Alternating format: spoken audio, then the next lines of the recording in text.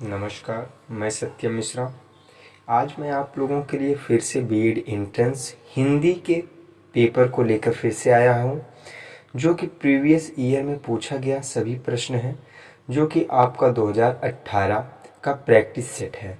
तो आइए हम लोग देखते हैं। जैसे कि इसमें हिंदी का पहला भाग जो खंड है वो बा है, जो 50 क्वेश्चन का ये सीरीज है। जैसे कि आप जानते हैं कि बीएड में 50 क्वेश्चन जीएस का होता है, 50 क्वेश्चन हिंदी का होता है और 50 क्वेश्चन ही रीजनिंग का आता है, और उसमें थोड़ा सा 2-4 मैथ भी आता है, और 50 क्वेश्चन विज्ञान वर्ग के लिए उसमें साइंस पूछा जाएगा, और आर्ट वर्ल्ड के लिए जो उनका एक सब्जेक्ट होगा, अपना सब्जेक्ट होगा, वहाँ से क्वेश्चन पूछा जाएगा। तो आप लोग बहुत परेशानी की बात नहीं है, बस आप जिस हिसाब से पढ़ाई कर रहे हैं आप उसी पढ़ाई करते रहें, और आप प्रैक्टिस सेट को सॉल्व करते रहें और आपका अच्छा मार्क्स आ जाएगा। चलिए हम लोग देखते हैं पहला क्वेश्चन जो इसमें पूछा गया है। प्रैक्टिस सेट में पहला क्वेश्चन जो दिया गया है, जल्दी से अगर आपको आंसर आता हो तो आप कमेंट बॉक्स में जरूर बताइएगा। चलिए पहला से कौन सा देखना, निम्नलिखित में से कौन सा स्वर कंठ तालव्य है। तो आइए हम लोग अब देखते हैं धीरे एक एक करके। तो निम्नलिखित में से कौन सा स्वर कंठ तालव्य है। तो ई, आ, औ, ए। तो आप बोलिएगा, आप बोल के डिसाइड कर लीजिए कौन सा होता है। देखो ई, ई देखो, ई तो हो नहीं सकता। आ बड़ा आ, ये तो हो नहीं सकता। ओ, ये तो ओर से। देखो ए, ए, ए देखो, आप अगर अपने कंठ के और तालव्य देखिए, वहां से आवाज निकल रही है ए ना। तो हमारा क्या ऑप्शन हो जाएगा भैया, डी इज करेक्ट आंसर। चलिए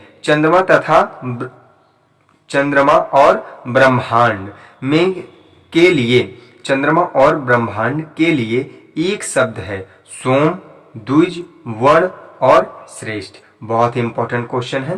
तो ये आपका क्या हो जाएगा भैया, द्विज। द्विज आपका क्या है, चंद्रमा और ब्रह्मांड के लिए एक शब्द क्या है, द्विज। अधोलिखित किस वाक्य में अकर्मक क्रिया है। तो भैया राम खाना खा रहा है, चालक गाड़ी चलाता है, श्याम हंसता है, और माँ स्वेटर बुनती है। तो आपको दिख ही रहा होगा क्या अकर्मक शब्द है, श्याम हंसता है। खड़ी बोली हिंदी का अन्य सही नाम है। खड़ी बोली हिंदी का अन्य सही नाम क्या है, भारतीय, कौरवीय, हरियाणवी और हिंदी। तो आपका आंसर क्या हो जाएगा भैया, कौरवी। चलिए नेक्स्ट क्वेश्चन देखते हैं। जो क्रिया अभी हो रही है उसे कहते हैं अपूर्ण वर्तमान, सामान्य वर्तमान, संदिग्ध वर्तमान और संदिग्ध भूतकाल। जो क्रिया अभी हो रही है, जो भी क्रिया आप करते रहते हैं वो क्या होता है, अपूर्ण वर्तमान, मतलब पूर्ण नहीं हुआ रहता है ना। चलिए आगे हम देखते हैं 56। चरण कमल में समास है। बहुत ही इंपॉर्टेंट क्वेश्चन है ये। चरण कमल में समास है कर्मधारय समास, बहुव्रीहि समास, द्वंद्व समास और तत्पुरुष समास। तो इसमें कौन सा समास हो जाएगा भैया, ए इज मेरा करेक्ट आंसर। क्या हो जाएगा, कर्मधारय समास। नैन का शुद्ध संधि विच्छेद है, नैन का शुद्ध संधि विच्छेद है। तो आपका इसमें कौन सा हो जाएगा, नेधन अन, नेधन अन। चलिए आगे क्वेश्चन हम लोग देखते हैं। कौन सा शब्द द्विग समास का उदाहरण है। कौन सा शब्द द्विग समास का उदाहरण है। तो आपका द्विग समास कौन सा है, जल्दी से बता दो मुझे। आपका हो जाएगा सप्ताह। सप्ताह तुम्हारा क्या हो जाएगा, द्विग, क्योंकि इसमें सप्ताह में 7 आ रहा है, तो इसलिए द्विग समास हो जाएगा। चलिए नेक्स्ट क्वेश्चन हम लोग देखते हैं। निम्नलिखित विकल्पों में से कानन के पर्यायवाची शब्द का चयन कीजिए। तो इसमें पुष्प, वन, मधुकर और भृत्य। तो इसमें क्या आंसर हो जाएगा भैया, वन। क्या हो जाएगा, वन। निम्नलिखित में से कानन के पर्यायवाची शब्द का चयन कीजिए, हो जाएगा वन। किसी शब्द के पूर्ण भाग में जुड़कर जो नया शब्द बनता है उसे क्या कहते हैं। किसी शब्द के पूर्ण भाग में जुड़कर जो नया शब्द बनता है उसे क्या कहते हैं, जल्दी बता दो मुझे। उपसर्ग कहते हैं। जो शब्द पूर्व में लगता है उसे उपसर्ग और जो अंत में लगता है उसे प्रत्यय। चलिए आगे हम लोग देखते हैं 61। सफाई में कौन सा प्रत्यय है? सफाई में कौन सा प्रत्यय है? आई। कौन सा है? आ पे आ की मात्रा दिख रहा होगा, ई लगा हुआ तो आई हो जाएगा। ठीक है, हाँ ये सब मत लगा देना नहीं तो गलत हो जाएगा। चलिए 62 हमारा क्या होगा? श्रृंगार रस की अस्थाई भाव है। श्रृंगार रस का अस्थाई भाव क्या होता है? जल्दी से मुझे बता दो। आपका रति। रति आपका श्रृंगार रस का अस्थाई भाव होता है। चलिए हम लोग 63 देखते हैं। 63 में क्या कह रहा है? निम्नलिखित लोकोक्तियों के सही अर्थ का चयन कीजिए। काठ की हांडी बार बार नहीं चढ़ती, मतलब काठ की हांडी बार बार नहीं चढ़ती है। लोकोक्तियों में क्या कह रहा है? बुरे दिन हमेशा नहीं रहते। लकड़ी का बर्तन आग में जल सकता है। छल कपट का व्यवहार हमेशा नहीं चलता है। दुर्भाग्य की मार बार बार नहीं पड़ती है। तो हमारा 63 का क्या हो जाएगा भैया? 63 का हमारा हो जाएगा छल कपट व्यवहार हमेशा नहीं चलता है। चलिए निम्नलिखित में से तद्भव शब्द है। क्या तद्भव शब्द पूछ रहा है? इसमें क्या हो जाएगा? अग्नि, शलाका, पुष्प और सौदाह। तो इसमें तद्भव पूछ रहा है। तद्भव शब्द है अग्नि। क्या पूछ रहा है? अग्नि, पुष्प। तो जल्दी से मुझे बता दो भैया क्या हो जाएगा? 14। क्या हो जाएगा? 65 हमारा क्या है? पगड़ी रख घी चख। पगड़ी रख घी चख लोकोक्तियों का अर्थ होता है पगड़ी रख घी चख। तो पगड़ी रख घी चख का क्या हो जाएगा? मन सम्मान से ही जीवन का आनंद है। पढ़ लिख कर भी अनुभवहीन और बेकार होकर कुछ पाना, बदनामी से बुरा बेनामी। तो बदनामी से बुरा नेक नामी। तो आइए हमारा जो आंसर हो जाएगा मन सम्मान से ही जीवन का आनंद होता है। ये आप देख रहे होंगे, बहुत अच्छा है। व्योम का पर्यायवाची शब्द क्या होगा? भैया व्योम का पर्यायवाची क्या होगा? ये पूछ रहा है। अंतरिक्ष, अंबर, पीयूष और नभ। तो इसका पीयूष हो जाएगा। व्योम का क्या होता है? पीयूष। जो स्त्री सूर्य भी ना देख सके के लिए एक शब्द होगा। भैया हो जो स्त्री सूर्य को ना देख सके उसके लिए क्या होगा? असूर शम्यः। चलिए आगे हम लोग देखते हैं। यज्ञ का अर्थ क्या है? यज्ञ का अर्थ क्या है? जो कुछ भी नहीं जानता हो। यज्ञ का मतलब क्या होता है? जो कुछ भी नहीं जानता उसे क्या कहते हैं? अज्ञ। मतलब आप इसको मूर्ख भी कह सकते हैं, जिनको कुछ नहीं पता है, अज्ञ। चलिए प्रश्नवाचक चिन्ह का प्रयोग किस वाक्य में किया जाता है? प्रश्नवाचक चिन्ह का प्रयोग किस भाषा में किया जाता है? बहुत ही इंपॉर्टेंट। जैसे यहाँ पे कह रहा है कि जहाँ पे प्रश्नवाचक आया होगा वहीं पे हम लोग करते हैं। देख लो इसमें आया हुआ है। तो मोहन को बाजार क्यों जाना था? तो यहाँ पे प्रश्नवाचक का प्रयोग लगेगा।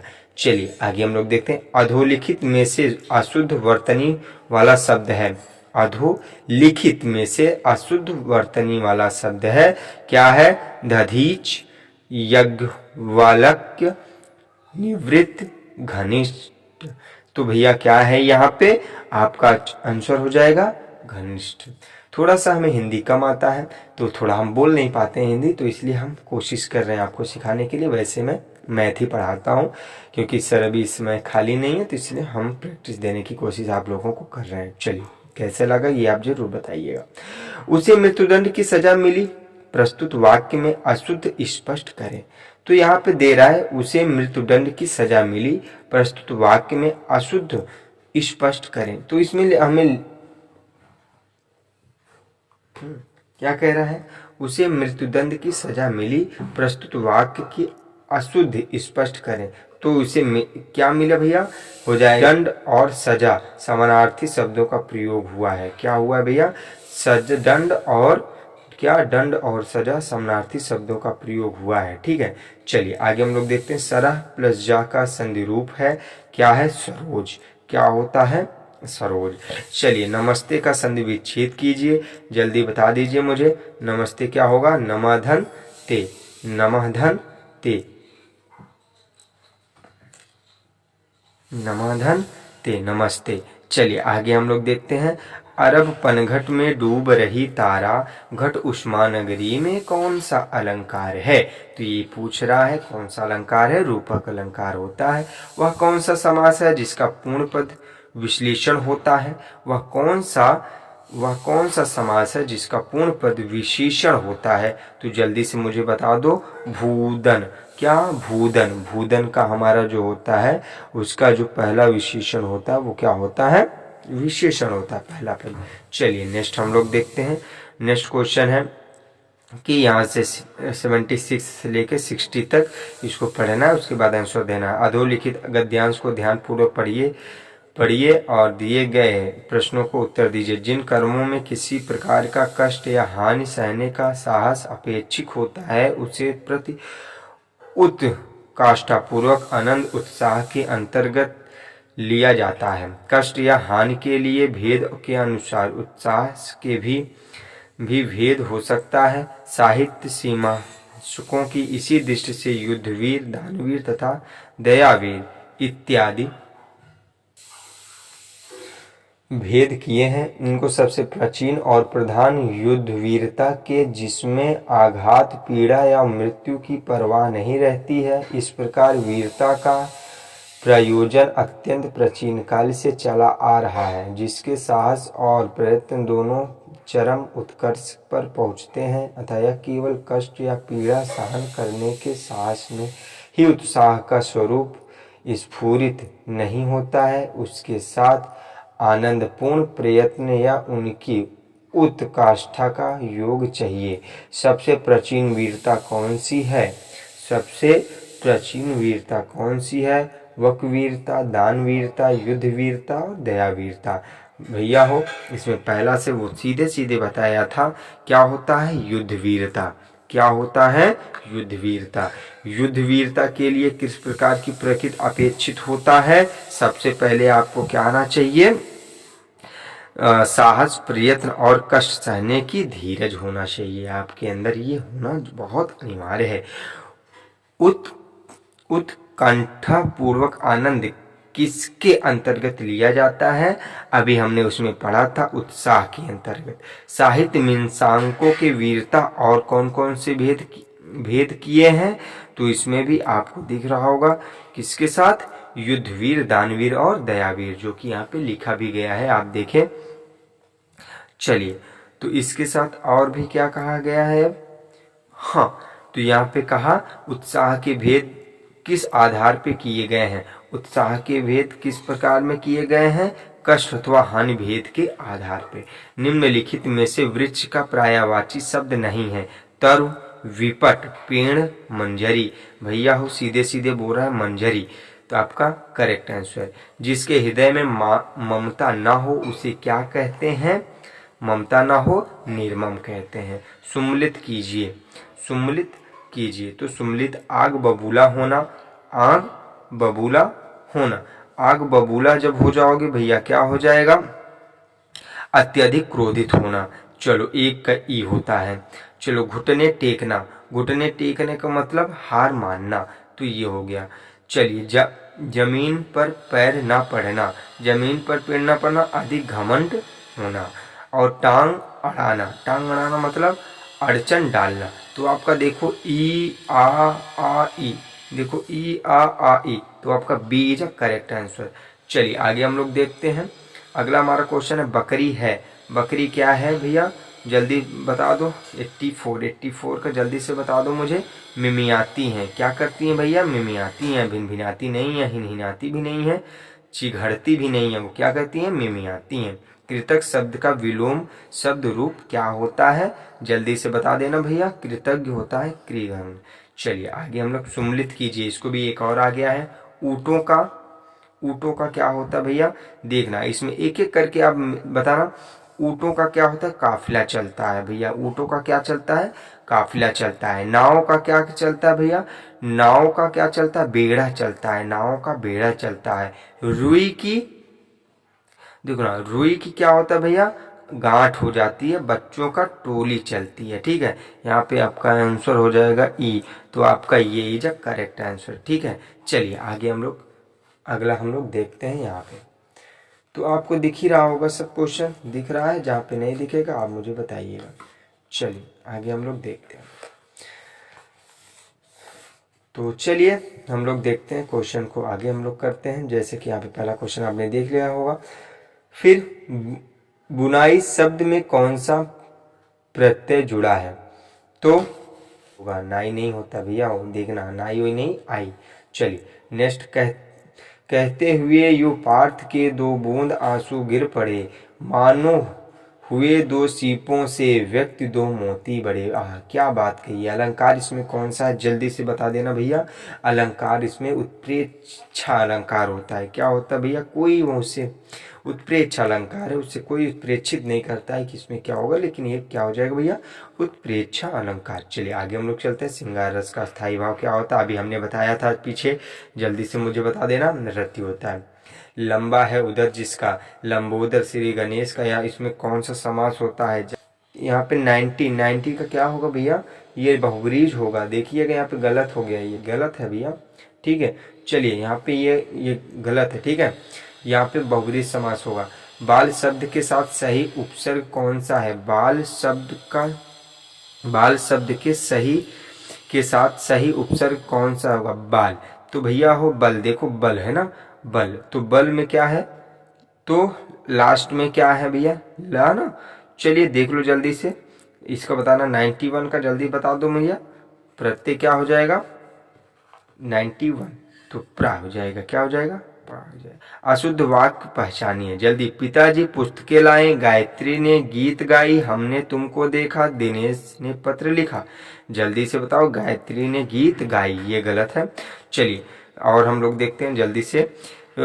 उससे दो पत्र लिखे जाएंगे, इस वाक्य में कृतज्ञ कौन सा है? तो उसके दो पत्र लिखा, वे दो पत्र लिखे, वह दो पत्र लिखता है, वह दो पत्र लिखेगा। तो जल्दी से बता देना, वह दो पत्र लिखेगा। सूर्य धन उदय, सूर्योदय यह कौन सा संधि है? जल्दी से इसको बता देना भैया। सूर्योदय ये गुण संधि होता है। चलिए सुम्मिलित कीजिए, इसको भी सुम्मिलित। अब देखो ये भी आपका आ गया है, बहुत इंपॉर्टेंट क्वेश्चन है, तो इसको आप देखिएगा। देखने कर्ता कारक, कर्ता ने कर्म को, कर्ता हो जाएगा कौन सा भैया, कर्ता ने संबंध, कर्ता ने संबंध आ का की, मतलब मुझे लग रहा है आ, ये वाला ऑप्शन सी। दो लगा के आप तुरंत पकड़ सकते हो जल्दी से। चलिए आगे आ जाओ। सदा शब्द का भाववाचक संज्ञा रूप है भैया हो, सदा शब्द का भाववाचक संज्ञा रूप है। सदा शब्द का भाववाचक रूप क्या होता है भैया, जल्दी से बता देना। सदा सादगी। चलिए आगे हम लोग देखते हैं। सादगी के बाद इनमें से कौन सा सर्वनाम नहीं है? कोई, आप, नहीं, तुम। तो भैया ऑप्शन इसमें भी वेरी वेरी अच्छा आंसर है। क्या हो गया, नहीं। नदी से पद का बहुवचन रूप क्या होता है? तो इसमें सीधे बोला है नदियों से। मोहन गाता है, यह वाक्य संदिग्ध वर्तमान काल में होता है। तो यहाँ पे दिया गया है क्या, मोहन गाया, मोहन ने गाया होगा, मोहन गाता होगा, ये गलत हो जाएगा। मोहन पुस्तक पढ़ता है, वाक्य में पढ़ता है का पद परिचय दीजिए, ये आपके लिए मैं छोड़ रहा हूँ। जल्दी से आप इसको कमेंट बॉक्स में जल्दी से जा करके इसका आंसर आप मुझे बताइएगा। तो आपने क्वेश्चन को पढ़ लीजिए एक बार क्वेश्चन को अच्छे से पढ़ लीजिए जो भी है, ठीक है। तो चलिए आप एक बार क्वेश्चन को पढ़ लीजिए कि क्वेश्चन में कहा क्या है, देख लीजिएगा। क्वेश्चन को पढ़ लीजिए। मोहन पुस्तक पढ़ता है, वाक्य में पढ़ता है, तो पद का परिचय देते हुए कर्म कृतज्ञ वर्तमान में एक वचन, इसका कर्म पुस्तक, और कर्मक अकर्मक क्रिया कर्मवाच्य वर्तमान काल में पुल्लिंग से दिया गया। ये सब आप एक बार पढ़ के इसको मुझे जल्दी से 100 का आंसर बताओ। चलिए ठीक है। अगर आपको वीडियो अच्छा लगे तो आप लाइक करिएगा, सब्सक्राइब करिएगा, अपने सभी मित्रों को शेयर करके बता दीजिएगा कि यहाँ पे सारी प्रैक्टिस आपको मिलेगी। Thank you.